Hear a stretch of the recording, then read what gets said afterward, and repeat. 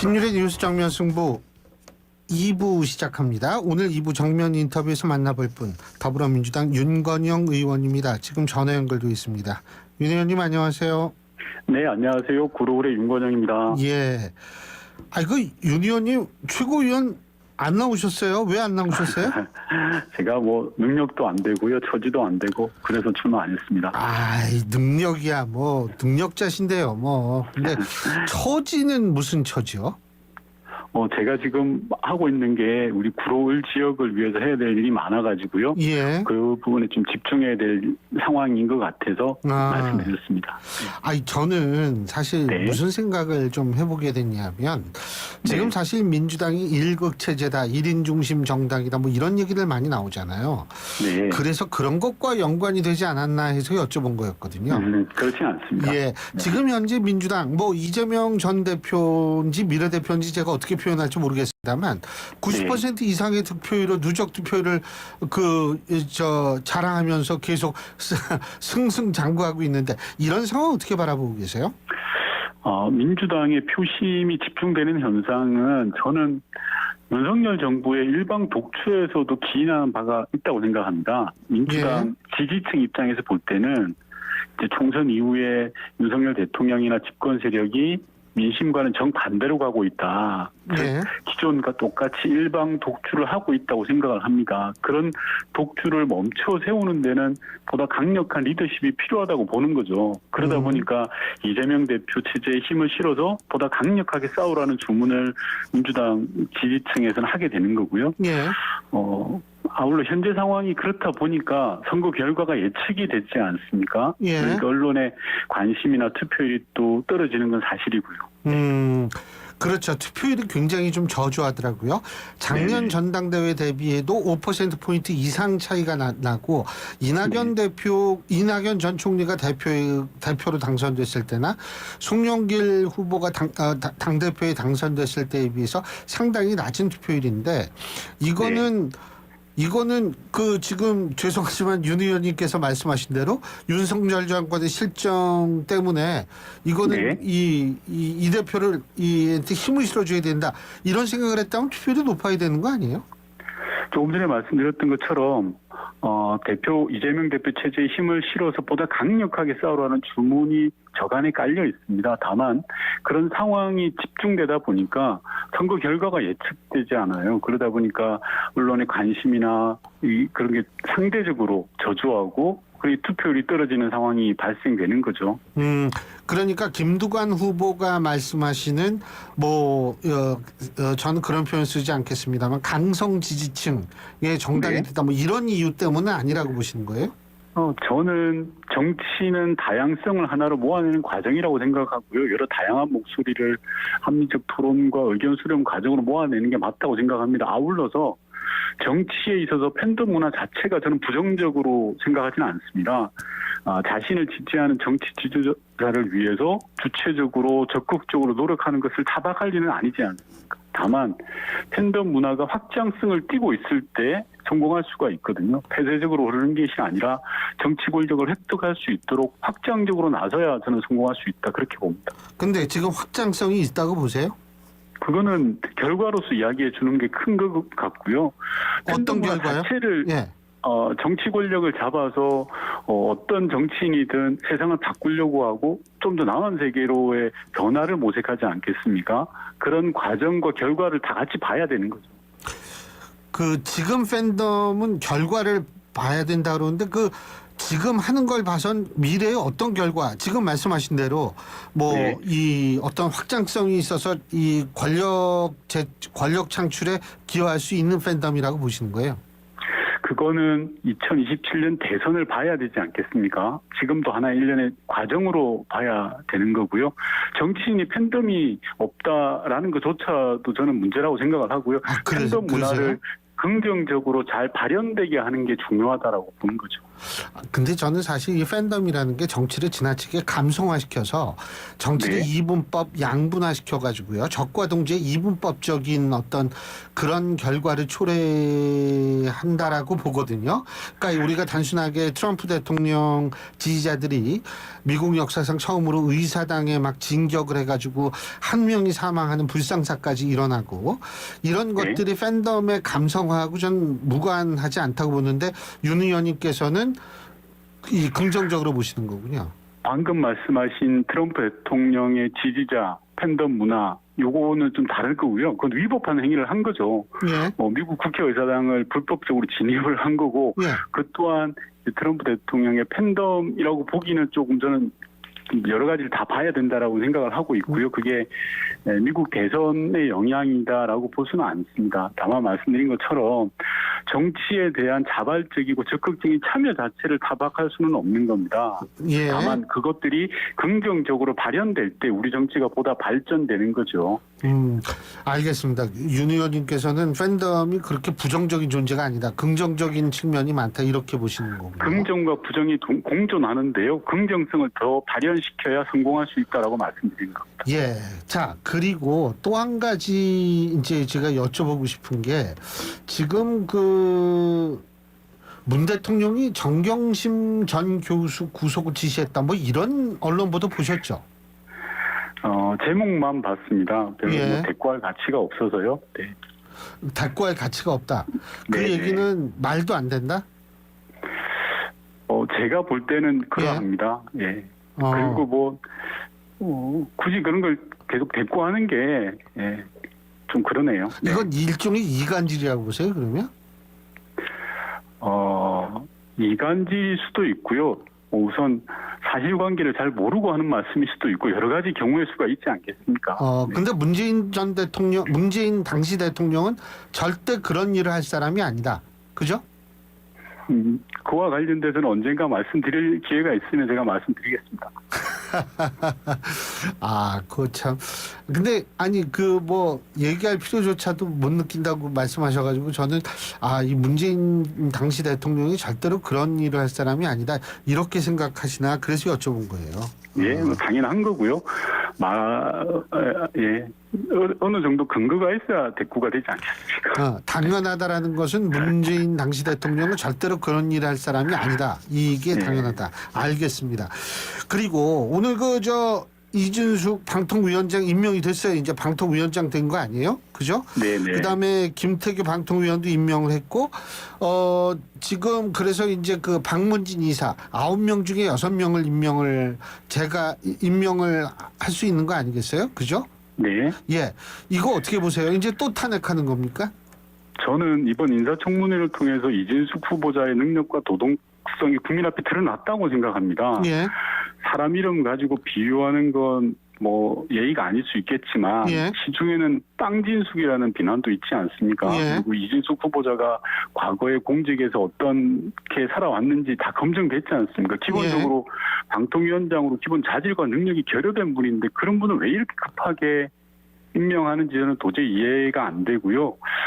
대통령이 정치적 이유가 없다면 그리 하실 일이 아니라고 생각합니다. 방금 말씀하셨던 탄핵 소추에 대한 발의는 예. 이진숙 위원장이 위법한 행위를 하게 된다면, 즉 예. 방통위가 2인 체제인데 지금 오늘 대통령이 임명했다고 손치더라도 예. 2인 체제로서 KBS와 박문진 이사를 마음대로 선임하는 것은 저는 위법적 행위라고 보고요. 예. 정부기관이 위법적 행위를 하는데 야당으로서 그냥 가만히 있는다. 이건 아니죠. 법도 세워야죠. 예. 근데 그러면은 야당이 어차피 지금 최민희 의원도 당선되시고 또 과방위 위원장도 지금 하시잖아요. 그죠? 네. 왜 추천을 안 하세요? 민주당이 방통위원을 추천을 했는데 임명을 안 한 게 윤석열 대통령입니다. 근데 그게 최민희 6개월이 넘는 의원이죠. 시간 동안 제 말씀 예. 들어보시면 6개월이 넘는 기간 동안 야당이 임명한 방통위원을 임명을 안 했어요. 야당이 추천한 방통위원을. 예. 이 말은 무엇이냐고 하면 예. 현재 방통위는 합의제 기구란 말입니다. 예. 윤석열 대통령의 생각에는 합의제가 아니다. 이거는 방통위원장이 조직이다. 이라고 생각하시는 것 같아요. 그러다 보니까 야당이 추천한 위원을 계속 임명을 안 하셨던 거죠. 아니 근데 그거 지금 최민희 의원 말씀하시는 거죠? 네네. 최민희 그죠? 의원을 포함해서요. 다. 딴 사람도 추천 적이 있나요? 아니요. 최민희 의원을 추천을 했는데 대통령이 임명을 안 하기 때문에 이 사태가 난 거 아닙니까? 근데 아니 원인은 그 이후에 쫓아가면? 어차피 이제 저는 거기에 대해서 뭐 누가 옳고 누가 그르다라기보다는 그래서 최민희 의원께서 이제 의원님이 되셨고 과방위 위원장도 되셨으니까 다른 네. 사람을 추천할 수 있는 건 아니에요? 할 수 있죠. 할수 있죠. 있고 근데 왜 안 당연히 해요? 할 수 있는데 예. 자 그러려면 국회의장이 제안했던 방통위 4법에 대한 여야 간의 합의를 도모해보자라는 중재안을 제시하셨잖아요. 그죠? 그 중재안을 집권 여당이 받아야죠. 아니, 수용을 제 해서 궁금한 거는- 여야가 머리를 예. 맞대고 예. 방통위법에 대한 합의를 이끌어내야 되는데 예. 그걸 수용하지 않으셨잖아요. 근데 용산 그- 대통령실도 마찬가지고 예. 집권당인 국민의힘도 마찬가지고 그걸 수용을 안 하시고 이제 와서 왜 야당은 방통위원을 추천하지 않냐라고 하면 뭔가 뒤바뀐 거죠. 근데 그러니까 국회의장이 제안한 것에 대해서 응답하지 않았기 때문에 추천하지 않는다 이 말씀이시죠? 아니죠. 그게 아니고 예.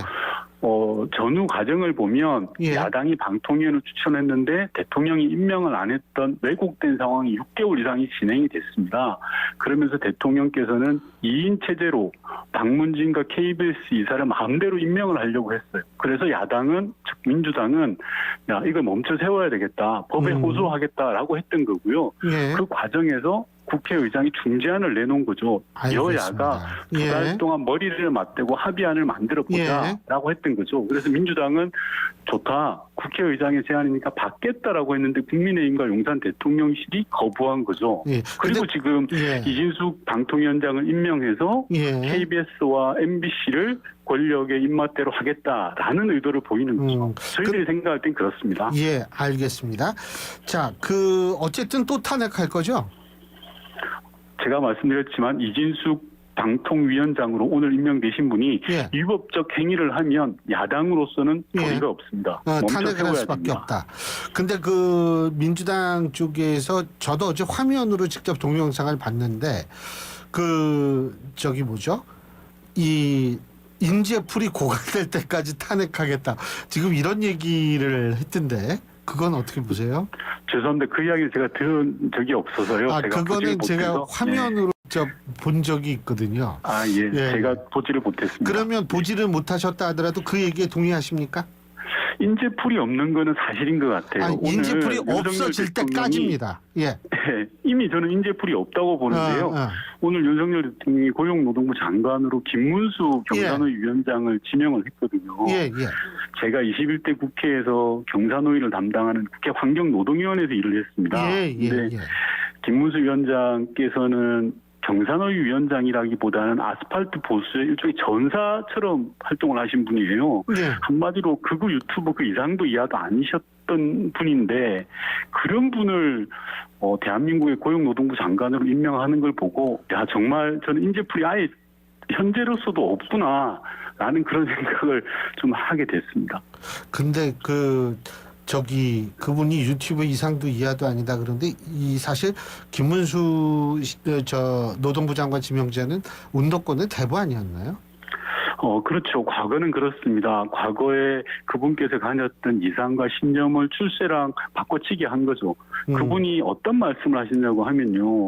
쌍용차 노조는 자살 특공대라고 야유를 했어요. 그리고 노조는 머리부터 세탁해야 된다라는 보통 사람은 상상하기도 힘든 발언을 하신 분이에요. 그런 분을 어떻게 고용노동부 장관으로 임명하는지 저는 잘 이해가 안 됩니다. 예. 그분이 그래서 그러면은 그분도 이제 장관 되면 탄핵하겠네요. 아니 무슨 탄핵이라고 그렇게 막 몰아가실 건 아닌 것 같고요. 아니 몰아가는 게 아니라 임명 궁금하니까. 자체를 철회해야 된다고 생각합니다. 예. 근데 임명하면은 대통령께서 예. 지금 임명이 아니라 지명을 하셨거든요. 예. 지명을 철회하셔야 된다고 생각합니다. 임명을 하면은요. 임명을 하면 그건 또 다시 저희가 당내에서 의원총회라든지 관련 상임위를 열어서 상의하시고 의논을 해야죠. 예, 알겠습니다. 그리고 이재명 전 대표의 대북 송금 의혹을 기소한 수원지검 검사 공수처에 고발했죠. 네네. 예. 이게 계속 뭐 검사도 탄핵과 고발이 계속 이어지는데요. 아마 그 저희 당 대책특위에서 검토해 보니까 그 담당 검사가 공소장을 허위로 작성한 의혹이 있다라고 보는 것 같아요. 그래서 이걸 법적으로 한번 사실관계를 밝혀보자라고 해서 고발을 하게 된 것 같고요. 예. 저는 이 말씀 드리고 싶어요. 얼마 전에 제가 가까운 사람이 저한테 이런 말 하던데 자기는 지금까지 검사가 참 똑똑하고 대단한 사람이라고 생각했는데 음흠. 최근 모습을 보면서 별거 없구나, 한심하다 이런 생각을 바뀌었다고 해요. 물론 예.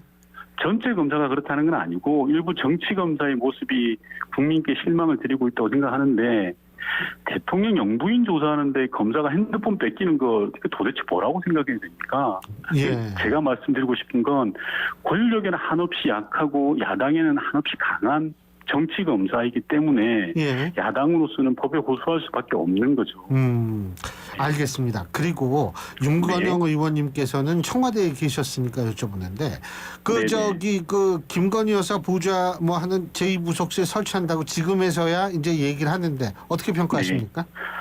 윤석열 대통령이 지난 선거 때 제2부속실이 마치 특권인 것처럼 폐지하겠다라고 공약을 하셨어요. 근데 이제 설치하겠다고 하셨는데 저는 순서가 좀 잘못됐다고 생각합니다. 예. 우선 김건희 여사가 받고 있는 여러 의혹과 혐의에 대해서 철저한 수사를 받고 정상적으로 수사를 받는 게 그리고 사법부의 판단을 받는 게 우선입니다. 예. 그리고 그 다음에 진정한 대국민 사과를 하셔야죠. 변호사를 통한 대리 사과는 저는 말도 안 된다고 생각하고요. 예. 대리운전은 들어봤어도 대리 사과라는 게 말이 됩니까? 이게 영부인이신데. 예. 그리고 물론 저는 이제라도 이부속실을 만들어야 생각합니다. 예. 필요하다고 생각하는데 이러한 근원적인 조치가 없이 조직만 제2부속실을 만든다고 해서 나아질 건 없다. 제2, 제3의 사건들은 또 터질 수밖에 없다. 그런 말씀 드리고 싶어요. 그러면은 그거를 막으려면 어떻게 해야 돼요? 아까도 말씀드렸다시피 수사하고 사과하고 그죠? 예, 철저한 조사를 통해서 밝혀야죠. 근데- 그래서 국민들과의 공감대를 이루어내야 되고요. 예. 그리고 그에 따르는 진솔한 사과를 하셔야죠. 그런 다음에 예. 시스템적으로 제2부속실을 이렇게 구성해서 다시는 이런 일이 안 나오도록 하겠다라고 했을 때 국민들이 동의가 되지 않겠습니까? 알겠습니다. 그 특별감찰관 있잖아요. 그거 국회가 네네. 추천을 해야 되는데 민주당이 그 추천에 좀 동의하고 도와줄 생각이 있으세요? 용산에서 특별감찰관을 임명을 한다고 한다면 지금까지 임명을 안 해왔잖아요. 예. 그 큰 의지를 안 가졌지 않습니까? 예, 예. 저는 우리 당에서 고민을 하고 판단해 볼 부분이라고 생각합니다. 뭘 고민할까요? 고민한다면? 추천에 대해서요. 추천에 대해서. 아니 예. 그 추천은 당연히 해야 되는 거 아니에요? 근데 임명도 하지 않는 사람을 지금 아니, 아까도 말씀드렸다시피 추천을 하면 임명하겠다는 거 아니에요? 아니요. 최민희 의원에 대해서 7개월 동안을 야당 추천목 방통위원을 임명을 안 했잖아요. 그건 예. 저는 대통령이 직무를 제대로 수행하지 않은 거거든요. 예. 예, 그와 같은 일이 또 벌어지면 안 되지 않겠습니까? 그러니까 그래서 임명하지 그런 부분들은- 않을까봐 추천이 좀 꺼려진다 이렇게 해도 될까요? 예, 그리고 저는 특별감찰관 제도가 필요하다고 생각을 합니다. 다만 이게 공수처가 만들어져 있는 상황이기 때문에 이게 종합적으로 검토하자, 제도적인 검토가 필요하다라는 부분에 대해서도 열어놓고 고민해야 될 부분은 있다고 봅니다. 그러니까 공수처가 일종의 특별감찰관 역할까지 담당할 가능성이 있다 이런 말씀이십니까? 근데 그러려면은 예. 공수처가 지금 가지고 있는 물적 자원으로서는 여러 한계가 있지 않겠습니까? 예. 옆길로 좀 새는 것 같지만 최혜병 사건 같은 경우에도 임성근 사단장을 9개월이 넘어서 예. 경찰이 조사하고 공수처도 1년이 다가오는 시점에 예. 압수수색을 한다든지 이런 기회 왔지 않습니까? 이거는 여러 가지 이 물리적 제약 때문에 그러한데 그런 공수처에다가 이런 기능을 같이 하는 게 맞냐라는 문제의식도 있을 수 있거든요. 그래서 알겠습니다. 여러 가지를 열어놓고 봐야죠. 자, 임성근 마지막으로 딱 한 가지요. 임성근 네. 사단장 명예퇴직 신청했다 그러는데 어떻게 보세요? 말도 안 되는 거죠. 그거는 국민들의 감정선을 건드리는 행위라고 생각합니다. 예. 대한민국의 장성입니다. 그냥 네. 일반 저도 군에 갔다 왔지만 병장이 아니잖아요.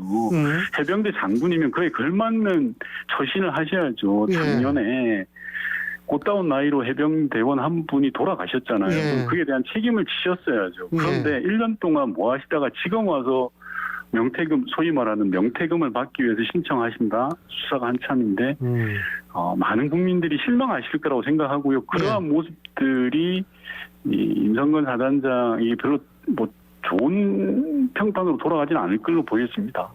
알겠습니다. 아유, 오늘 여러 가지로 바쁘시고 힘드실 텐데 이렇게 인터뷰해서 고맙습니다. 네. 감사합니다. 감사합니다. 네. 예, 지금까지 더불어민주당 윤건영 의원이었습니다. 현빈입니다. 소파 고를 땐